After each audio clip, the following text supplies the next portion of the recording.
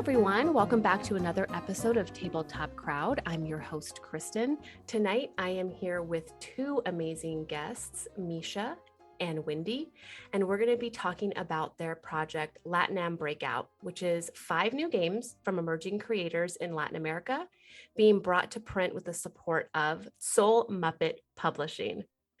I'd love to have you both introduce yourself before we hear about the game. So Wendi, can we start with you? Sure. Hey everyone, my name is Wendi. I'm from Brazil and I'm trans. I'm a writer and game designer, and I don't know what else to say, but I think that covers it. Awesome. And Misha? Hello, I am Misha, pronouns they, them. I'm a non-binary union organizer from Argentina, also a writer and game designer as of last year, I guess. Very excited to be here. Thank you both so much for joining me. I'm very excited. There's been a lot of hype about this project for excellent reasons. So I'd love to start by having one of you, whoever would like to, kind of give our listeners an overview of what the project is, and then we can do a deeper dive into each game. LATAM Breakout is this project that we are kickstarting right now as we are recording. It is already funded, but we're looking forward to overfunding, because that means better pay for everybody involved, for the editors and artists and etc. Like you said, the project involves 5 different creators, up-and-coming RPG designers from Latin America. 3 of us are from Brazil, and the other 2 are from Argentina. Each of us is creating a different game, and we're going to be publishing them digitally and physically. There's going to be a print run for these books. On the Kickstarter, you can back either on a 1 book pledge level, or you can back for all 5 of them for a pretty significant discount. And we have a discount for Global South backers too. That is correct, yeah. Yeah, if you are suffering from financial hardship due to being from the Global South / the periphery / the third world, you can back at that tier for the digital products and get them for a much lower price. And this project is being brought to life, I'd say, thanks to the help of SouMuppet Publishing. We've been working with Matt Sanders and Zachary Cox, whose games you might know. Maybe you've played or read about Orbital Blues or Best Left Buried. Matt did the SRD for Wretched and Alone, the system you used to play the Wretched by Chris Bissett. And they have been generous and kind towards us, because they are actually running the actual crowdfunding, because one issue that affects creators from the Global South is that we cannot actually do a Kickstarter project due to several reasons. It's not a very transparent motive, but the only countries that can actually run a crowdfunding project on Kickstarter are North American countries, most of Europe, Japan, and Australia. And that leaves a lot of people who are not from those countries unable to get the money that they need to pay for art and editing and layout and printing, which is also very expensive. So what SouMuppet is doing for us is that they are giving us a budget that has already been recouped thanks to the Kickstarter being funded. And that's what's allowing us to actually bring these games to life in a way that would have been either very difficult or impossible otherwise. Yeah, I interviewed another creator there from the Philippines and a few months back, and that's when I had learned that not every country has access to Kickstarter. That is correct. Yeah. They'll take And- our money. They just won't let us do a project. Right, exactly. So I'm very glad that SouMuppet Publishing has been so helpful with this project. Before we dive into the games, which I'm extremely interested in hearing about, how did you find SouMuppet Publishing for this project? Like, did they come to one of you, or did someone in your group pitch them the idea? How did that come about? They came to us, at least for me, it was funny because um, my previous game, Marvelous Mutations and Merry Musicians, was published by Exalted Funeral. And at this, like at the same week that I signed the contract with Exalted Funeral, Matt from SouMuppet came to me wanting to publish it too. And, and I was already writing this game that's on Kickstarter. So I told him that I had already signed with Exalted Funeral, but I had something that was very much his vibe for uh, next. And he said, oh, okay, I'll be in touch. And then some months later, he came to me like, oh, remember that we talked, there's going to be a thing. And we would like to know if you're interested in being part of it. And that was it. That's great. When you have two publishers who want to publish your game, I feel like that's an excellent problem to have. Yeah. Actually, I had three. Even Wow. better. It's an even better problem to have, Wendy. Yeah. Misha, how about you? How did you get it connected with them for this project? As for myself, I wasn't directly approached by them, but they had already approached Luna, another of the creators, Mhm. and my fellow Argentinian. And I guess that they asked her if she knew any designers from Argentina who would be interested in joining up. So she told me about it. And at the time, I wasn't even sure if I wanted to because I wasn't sure that I had an actual game to contribute. And looking back on that, that seems unimaginable now Mm. because I've been working so hard on this game. I have written so much. And so thanks to Luna, I got in contact with, Matt and Zach. And after that, we just, started talking. They liked my pitch for the game. And that was that. Fantastic. Well, again, I'm very glad that Matt and Zach have been so supportive. However, there would be nothing to support without your games. So I would love to hear about each of your games. Wendy, do you want to go first?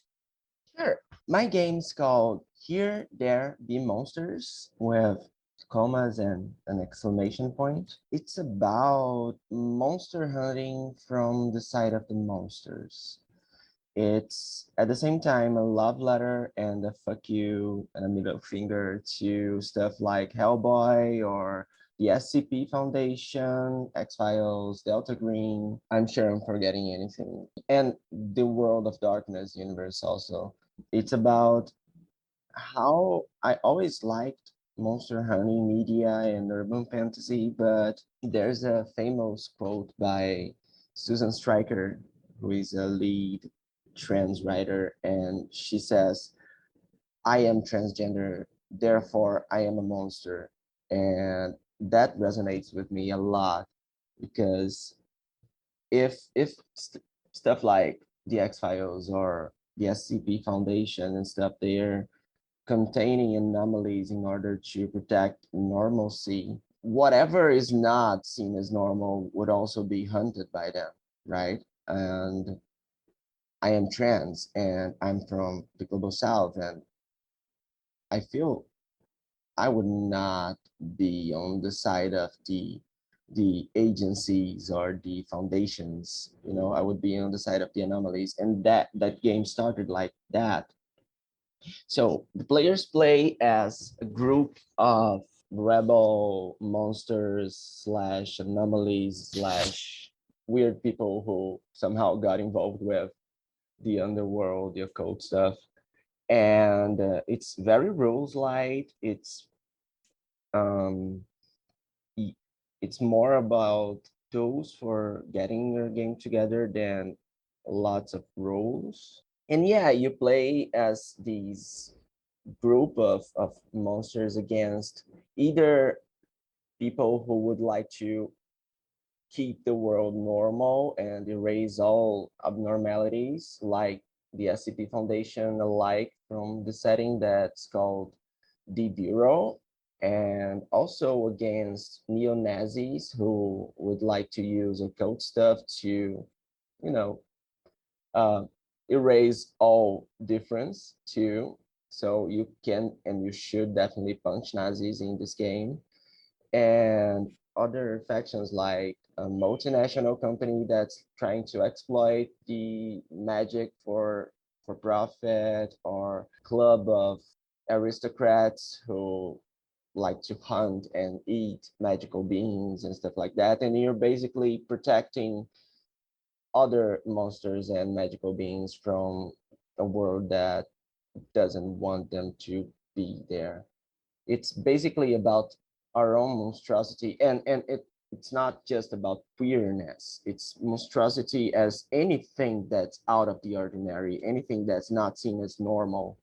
So it's about monstrosity as something to be cherished, something to be protected, something to be loved, and about fighting back. Not only do I think that's a very cool concept, a cool concept being that you get to fight as a monster instead of as a human or being fighting against the monsters. I really like that you switch that up. But I also always enjoy talking to folks who are really passionate and who design from their heart. And it sounds like that's what you've done. I do have one question before we hear about Misha's game, which I'm also excited to hear about. So for Here, There, Be Monsters, ! Is there a set group that is trying to attack you, or is that something that you make up or create at your table? Both. Okay. I think 5 different factions that could be used as antagonists, but there are many random generators and stuff that you can use to create your own occult underworld, stuff like that. So you can easily populate your underground.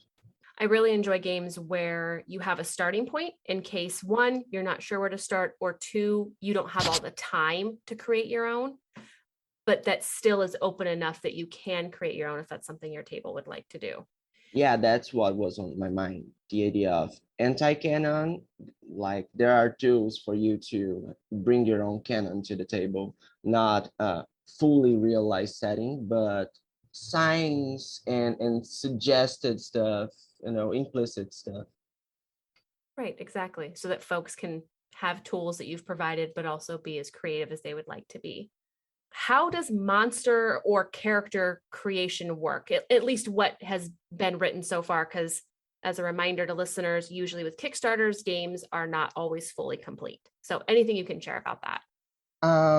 Character creation is pretty simple. You have a choice of 100 backgrounds, and you randomly roll or you choose your choice, and you have all of those backgrounds. They are not classes or playbooks, they're just there to guide. Like there are suggestions and stuff in each background, but nothing set on stone. What's there in character creation is you have 3 sets of 2 tags, and that's it. You have a B tag, that's anything that significantly defines your character, like a musician or a goth kid or something like that, something that you find that defines your character in a few words. You have do tags, that would be your skills, anything that your character excels at, like doing math or building robots or anything like that. And you have tags that are equipment, anything of value that your character carries with them. So you have those 6 tags, and resolution is when you are trying to do something that can have unexpected results or something dangerous or anything like that.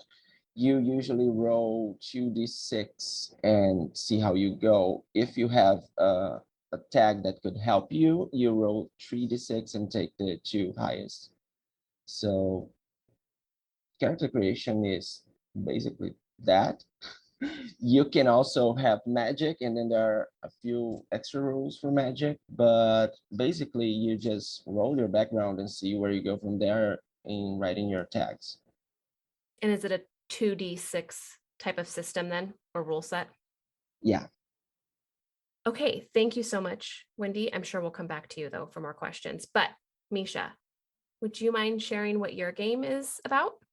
My game is called Cantrip. It is a belonging outside belonging game, which for anybody who is not aware is a family of games, let's call it, based on the Powered by the Apocalypse framework that focuses on marginalized communities and how the people living in them are fully realized human beings, or sometimes not human beings, but fully realized sentient beings, and how they have their own problems and how they rise up despite being marginalized, how they thrive and prosper and endure and survive. So Cantrip follows that whole tradition, and it is about young witches, like anywhere from like 16 to let's say 20 years old, attending school to learn magic. When designing Cantrip, my main goal was to lean away from the archaic and reactionary tropes that are sometimes very common with this whole magical academy subgenre of fiction, and especially certain works that have not aged well at all, and instead lean into things that are lesser known but also much, much better, not just as works of fiction, but also as works of representation of human beings. So what I'm saying in fewer words is that Cantrip is much, much less Harry Potter and much more inspired by Studio Trigger's Little Witch Academia, by the manga Witch Hat Atelier. It's also inspired by slice of life anime. Mostly, I'm a big fan of, let's say, Yuru Camp or Nono Biori, and it tries to tap into some of that cozy, wholesome kind of pastoral energy that they have.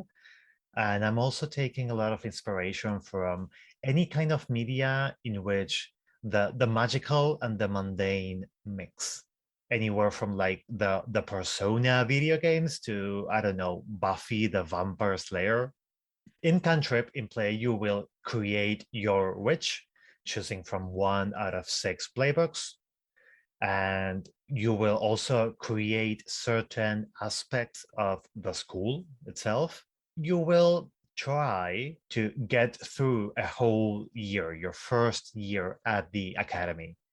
And when I say the academy is, there are certain things about the setting that are set in stone. Like the witches attend school when they're young. Magic is somewhat common.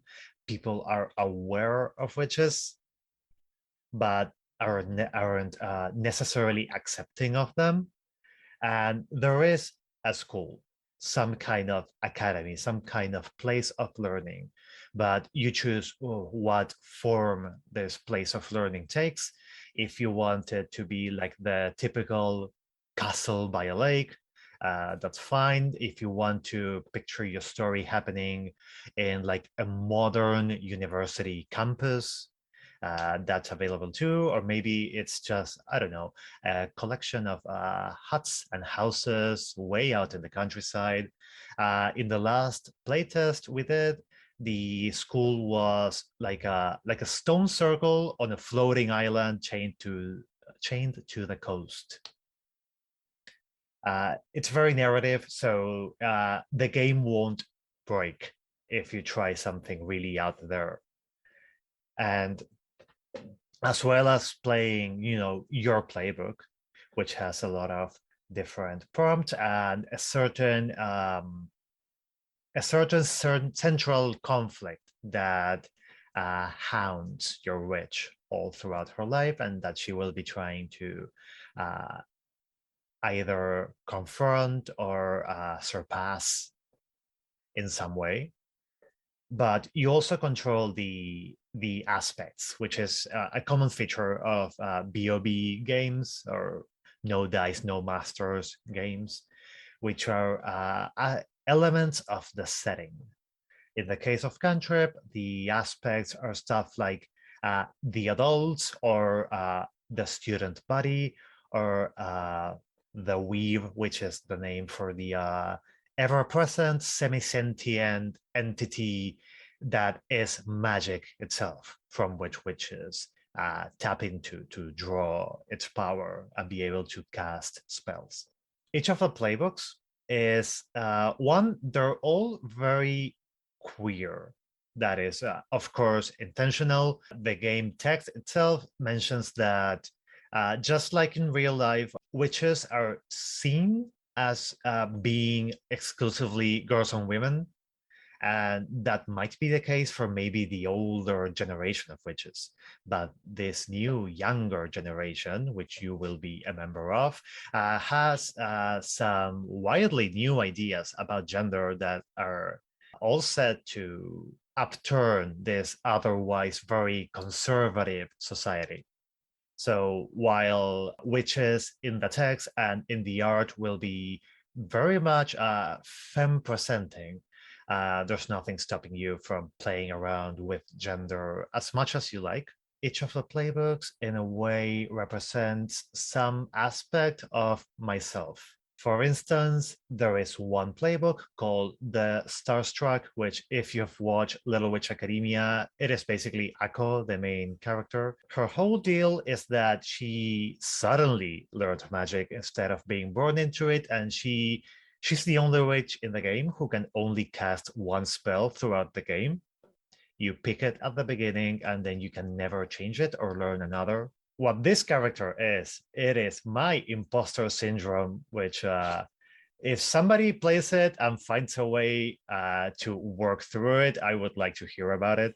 I don't know, just one more example, the Hedge, who is a hedge witch, very much revered and feared back in her home village, but now she's in the city among a much larger society. She's very overwhelmed by all the noise and the bustle and the sudden, social etiquette norms that she's expected to know and follow.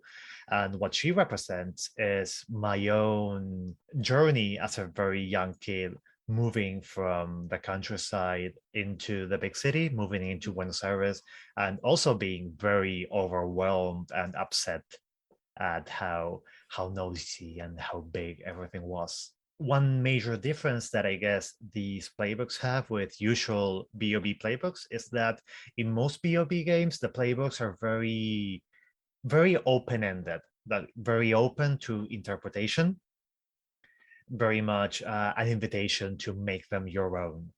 And in Cantrip, they are much more narrowly defined. They are not quite like choosing a predefined character, but they do have a lot more stuff front-loaded into the playbook than in other BOB games, or I guess in most PBTA games. which is one reason that there is an actual piece of art accompanying each of the playbooks, which isn't common at all in BOB games. Speaking of art, I want to give a huge shout out to the artist. Her name is Celeste Cruz. She is Costa Rican based in New York City. You can find her art at celestecruzart.com.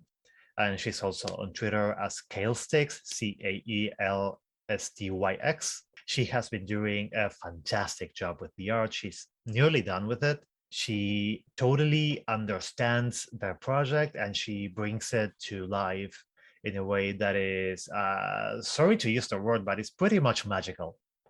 Like, I cannot recommend it enough. Please go buy her art.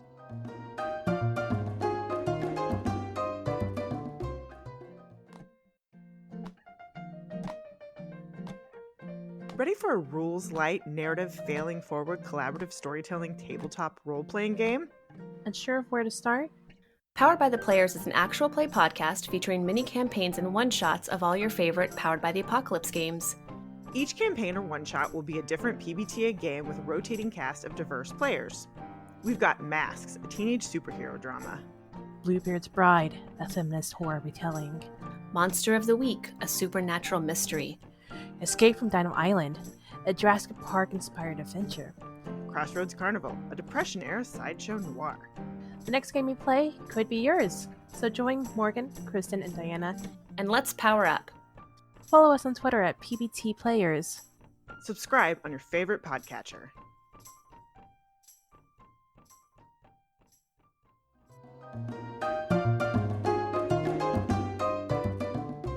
It's beautiful. I'm looking at it on the Kickstarter page right now, since again, this Kickstarter is live. It's very cool. There is a lot to see. And like the background is beautiful. I love the differences of the three sentient beings that are they on a broom? They are on a broom, yeah. Yeah, okay. Oh yeah, now I see it. It looks like there's like a sock on the end. Oh, I love it so much. Are they or she the artist for all the games, or did the games have different artists? They all have different artists. Some of them have several artists. In my case, it's just Celeste from cover to cover, and Wendi has been working with some amazing artists as well. My game is completely illustrated by Lino Arruda. He is a transmasculine guy from Brazil. And when I knew that I would have a budget to hire an artist, he was the first name in my mind. And I think when you see the art for the game, you will understand why. Because he can capture a feeling of grotesque, but at the same time,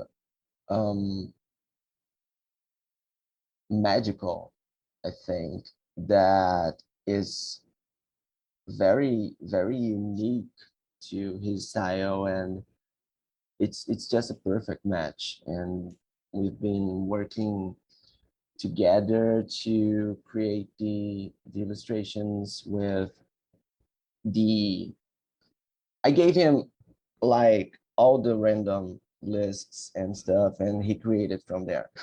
Basically, he had total freedom to illustrate, to draw whatever he wanted, and that's working.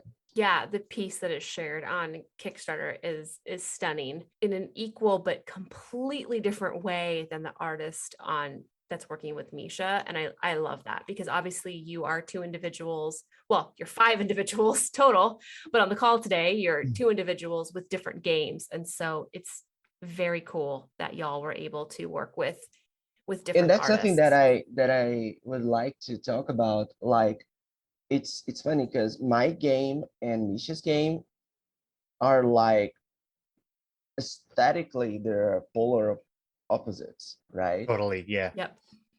But they share this worldview behind the games. They share this feeling that drove us to write the games. I think Misha's game is the one that I identify with the most. I'm very happy that we got to have this huge diversity in styles and rule sets and aesthetics for the project. It's very diverse in all these aspects, but at the same time, they are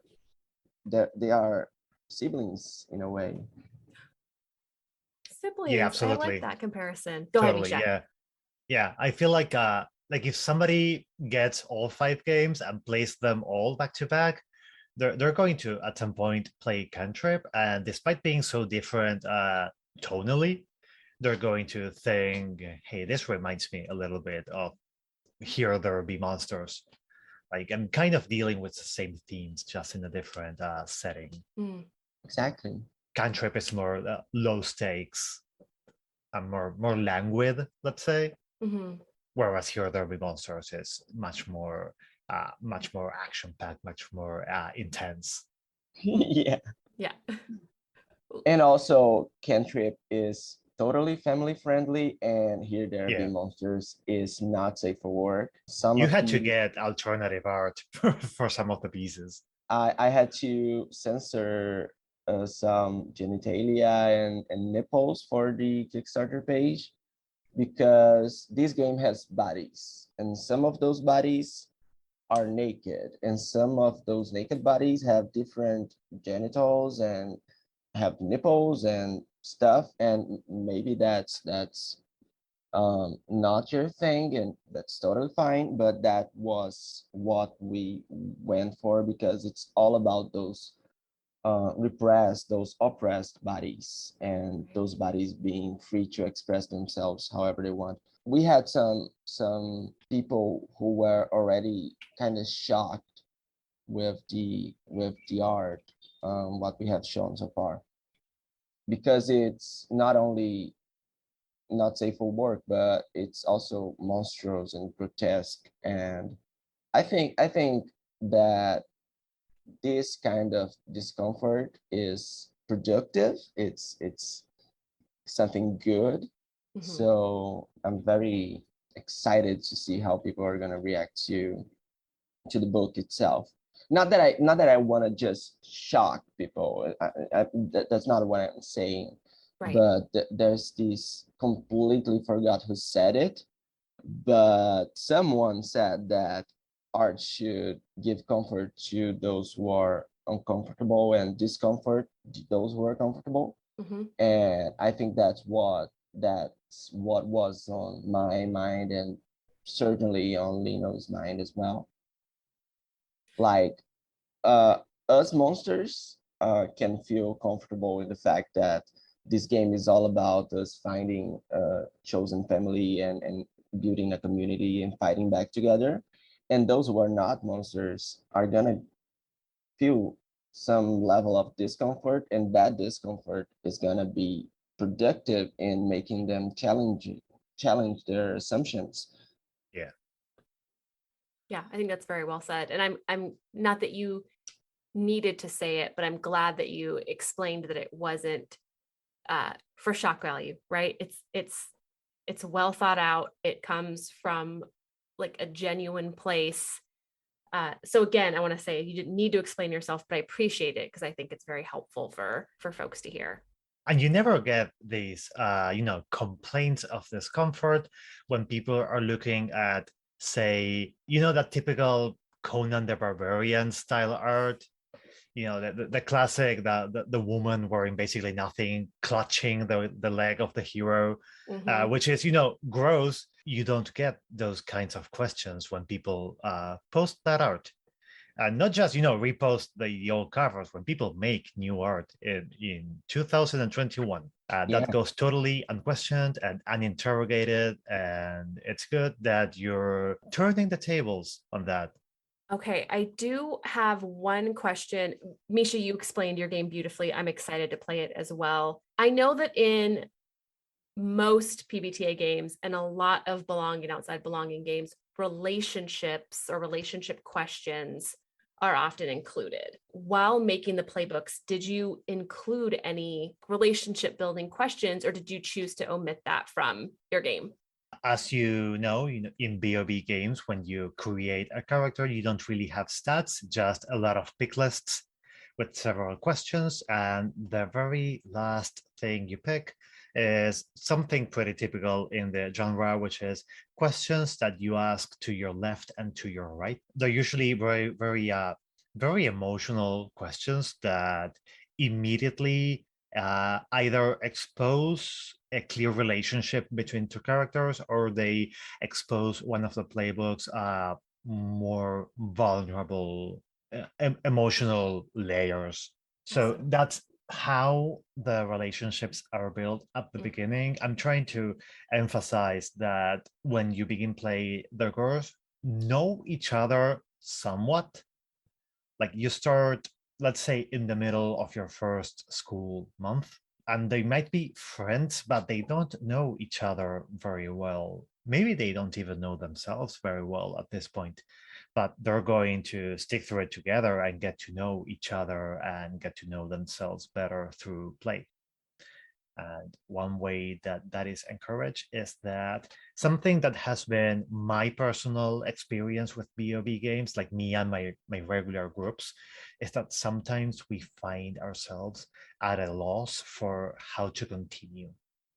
Like we resolve some kind of conflict and we have trouble coming up with like the next leg of our journey. And Cantrip tries to help you with that by including what is basically a school calendar. It's actually called the school calendar mechanically, which is the school year is broken up into 4-month periods, and each month has like one big event. The event itself is like a prompt for conflict and for, new adventures, new kinds of trouble you can get into. And each of these events has 2 seasonal moves, like one weak move, so you can gain a token, and one seasonal strong move where you spend tokens that are related to what's going on. Like some of my favorite piece of writing by myself is in one of these seasonal moves. There's one, I believe it's the 3rd month of the year, where there is a talent show. And the seasonal moves for the talent show, the weak move is called break a leg, literal, and the strong move is break a leg, figurative. I love this so much. That's so good. That's what we played in the last playtest, and it was really, really fun. Like those are, honestly, they're good moves. I'm trying to encourage collaborative world building. I love games about collaborative world building. Like I love playing Microscope and Kingdom and stuff like that. Big fan of those games. So a way that you create the setting together is that each playbook has a weak move that doesn't really behave like a weak move, because it doesn't really put you in a vulnerable position, but it just lets you establish a fact about some aspect of the world, the setting, the history, the lore that is related to your playbook's, let's say, specialty. And just by speaking that into reality, one, it becomes true. Secondly, you get a token. You can always spend a token as a strong move to cast a previously unrevealed spell. So you don't pick spells from a list before you play. You just literally pull them out of your hat whenever it's convenient or fun or interesting by spending a token. And once you've cast it, you can consider it learned and you can just cast it whenever as a regular move. This is something that I basically lifted this tech from another BOB game called Le Système de. This is by Monkey's Paw Games. It's a BOB game about being workers at a restaurant or a bar. And each of the playbooks has a very proletarian feel, where you are either playing, I don't know, you're playing a line cook, a fry cook, a busser, a bartender. And one of the strong moves is reveal a previously unmentioned skill. It's a great game. I encourage everybody to go check it out, especially if you've ever worked in the food industry. It'll be very relatable. Like it is obviously written by somebody who has had that experience, especially the front of house experience. Yeah, as someone who has worked in restaurants, I think that would be a very fun game for me to play. And I haven't played it yet, so thank you for introducing me to a new game, not just our audience. So we can go back to, and going back for a second to Here There Be Monsters. Wendi, I meant to ask you, do you feel that Here There Be Monsters lends itself more to being a one-shot, a campaign, or possibly both? Both. I miss campaign play. I love playing longer campaigns, and I haven't played one since like 2018, 2017. So yeah, I miss campaigns. And I'm a screenwriter. My job, I guess, is as a screenwriter. And one thing that I adapted from screenwriting is a system of like every character. If you want to play longer form, if you're playing a one shot, that's fine, you don't need to use that. But if you want to play a longer game, each character has wants and needs. Wants are things that your character objectively wants. They want to save the princess, they want to get revenge from the man that killed their father, stuff like that. Needs are things that your character maybe doesn't know about, but they need to go through in order to have a satisfying end for their story. And so, like, maybe you want to get revenge from the man who killed your father, but what you need is to learn to let go of your grudges or something like that. And then there's a system of beats. That's also something that I adapted from screenwriting, that each time that you do something towards getting what you want or what you need, there's this kind of trigger that makes each role related to getting there harder because it's building up to a climax, but also each role that would maybe take your character away from their journey gets easier. So you start getting to this climax and you start getting a sense of a character arc. That's something that I got from screenwriting classes and stuff that I thought would be good in a game. And it's also part of my last game and people liked it, so I wanted to bring it back. So yeah, it works both ways, as one shot and longer form campaigns. And Misha talked about collaborative world building, and that's also something that you have in Here There Be Monsters. So you can also use the collaborative word building tools for one shot or long form. They will work. That's great. I enjoy all kinds of games. It's always nice when one can be played as a one shot or a campaign. And I particularly like that you added that piece of the beats that you learned from screenwriting, because it's always interesting to me what designers bring to the table, right? I feel like some folks feel like maybe they couldn't design a game, but you'd be surprised what life experience or professional experience you can actually pull from to create games. So that's very interesting. I'm looking forward to that piece of it as well. Before we jump into the Kickstarter, which again has already funded, so these games are being made. Misha, would you mind talking a little bit about the editors? Because I know that they played a big part in this project as well. Yes, of course. We are working with several editors from both the RPG scenes, RPG Southeast Asia, and from RPG LATAM. My game, Cantrip, as well as Mayflies, another of the games, are being edited by Pam. You can find Pam at thedovetailor.com. That is Taylor with an I. And Pam is excellent. I have no words for how amazing Pam is, both as a person, as a creator, and as an editor.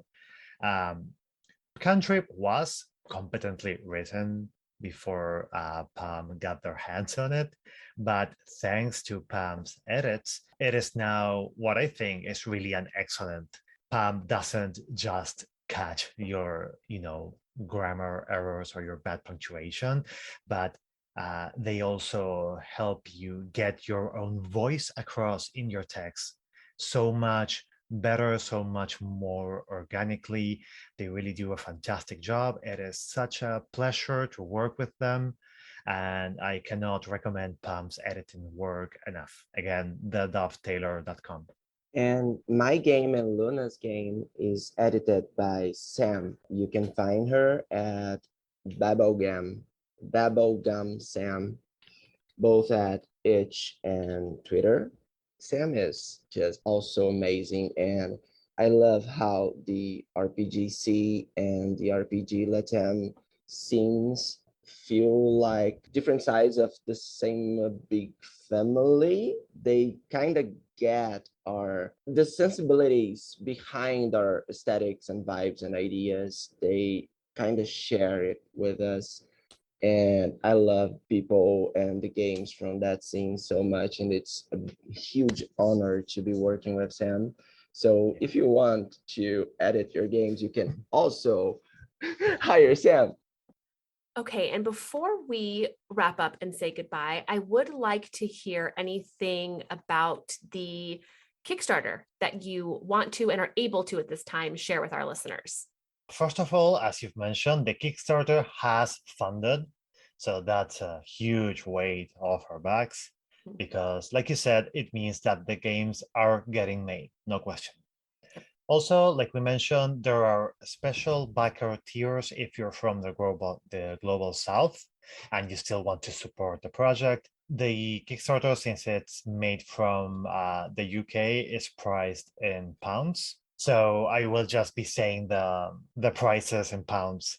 Okay. So you can get as a global South backer, you can get the single PDF for £5, or you can get the whole digital collection of all 5 games for 15, which is about $21 US. You can also back for a single PDF, a single physical book, or you can back for all 5 PDFs, or you can back for all 5 physical books, which also gets you all 5 digital releases. We're also planning, and this is like beyond the Kickstarter, we're planning to do our own translations to Brazilian Portuguese and to Rio Platense Spanish, which is the Spanish that we speak in this part of South America. So we're going to do the translations and we're going to be selling them at a lowered price. As for the Kickstarter itself, we do not have any stretch goals announced yet. There are some that might be coming, but they're in the works. So I don't want to jinx anything at this point. Yeah, that's fair. We do like a secret stretch goal. If we get more money in the Kickstarter, everyone gets paid more, and that's already a huge reward in itself. Yeah, absolutely. Yes, thank you for mentioning that. Such an issue in any kind of freelance work that people sometimes they feel like they have to undercharge to even get clients. So being able to pay people a fair rate and then some, that is just amazing, because it means that LATAM Breakout isn't just helping us 5 designers, it's also helping artists and editors. Hopefully it also helps the whole of the RPG LATAM community, which is bigger than it seems. It is full of incredibly talented and passionate people, and all we are missing is access and resources. Like there's a lot of obstacles, financial, logistical obstacles. Hopefully LATAM Breakout is our foot in the door to help other creators get their games made. Just another reason to back this project, in addition to the fact that the games are fantastic. Before we do say goodbye, I would like each of you to please let folks know where they can find you on the internet if you do want to be found. And if you have any projects outside of this one that you want to discuss, please feel free to do that as well. Wendi, can we start with you again? Yeah, you can find me, all of my links and stuff and contact info at Wendi U with just YU .card with .co, wendyU.card.co. I have another game that's published physically and it's sold at Exalted Funeral. It's called Marvelous Mutations and Merry Musicians, or for shorts. It's about post-apocalyptic kind of solar punk mutated musicians traveling from town to town and getting in adventures. I really like that game, so if you want to check it out, it's available as pay what you want on itch. It's also available physically from Exalted Funeral. Misha, how about you? You can find me on Twitter at Panarin_Misha. That is PANARIN_MISHA. Also on mishapanarin.itch.io. Most of the stuff I have published there are small hacks, micro RPGs, and jam entries. But I'm currently working in parallel in several actual proper games that will be coming out pretty soon. So yeah, please give me a follow and get notified when these games go live. Yeah, I have another Kickstarter coming next year, so keep tuned. It's horror stuff.